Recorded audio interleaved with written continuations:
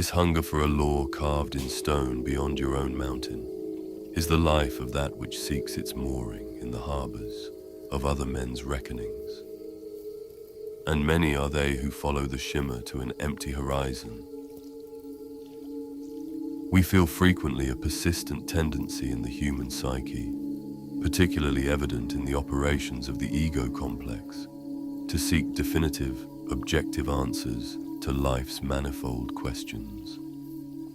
Is this right or wrong, it asks. Yes or no, should I or shouldn't I?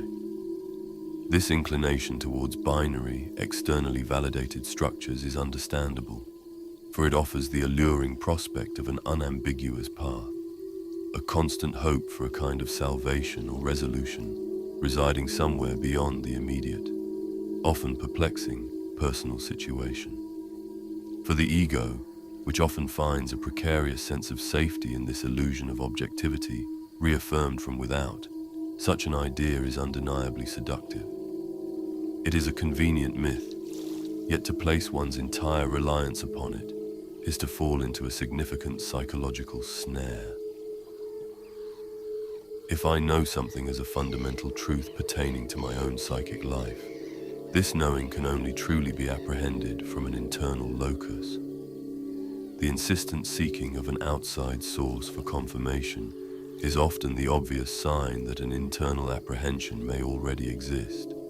Yet I lack sufficient trust in this inner datum, often due to the ego's preference for external sanction. Truth, as it is experienced by me individually, can only ever be encountered subjectively. The terms truth and one's own truth become functionally synonymous in this context, as both are inevitably perceived through the lens of individual experience. To search for a purely objective answer through this inherently subjective lens is a paradoxical and ultimately futile endeavor, for the lens itself cannot be shared. Accepting and understanding my subjective apprehension of truth as the operative reality for myself is, perhaps, a most crucial path towards clarity.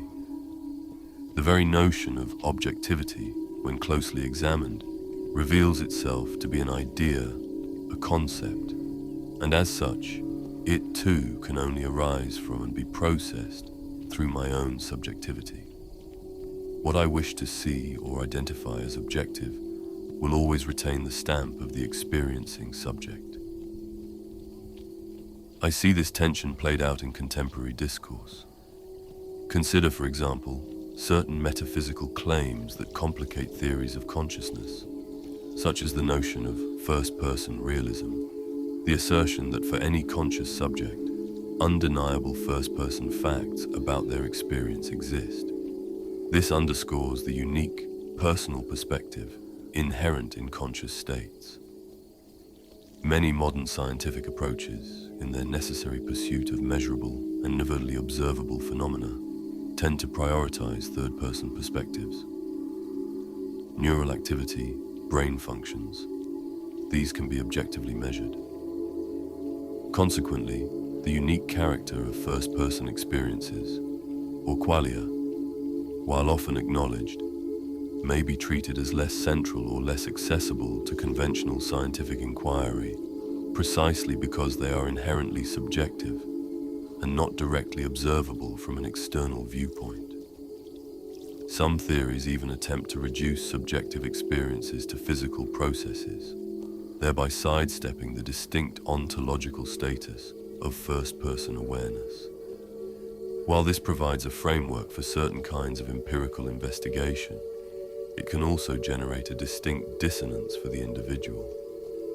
One's immediate experience confirms the undeniable reality of one's own conscious states, yet certain external systems of thought may suggest this primary mode of knowing is somehow less reliable.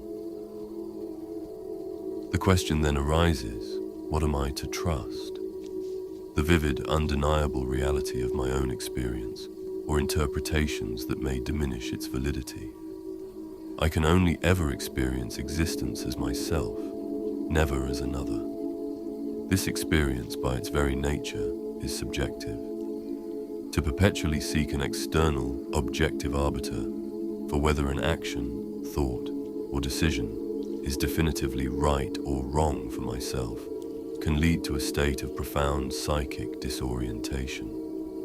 Rather, the individual comes to understand that I must determine what is fitting or unfitting for my own psychic economy. Such determinations, if they are to be pure, will grow organically from my own carefully considered principles formed through the crucible of subjective life experience, and a commitment to personal integrity, free from the fear of unseen, ethereal consequences.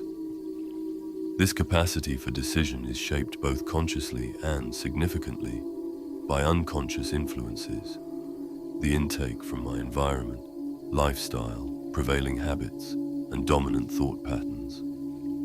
These conscious and unconscious factors constitute the very soil from which my personal worldview and ethical orientation develop.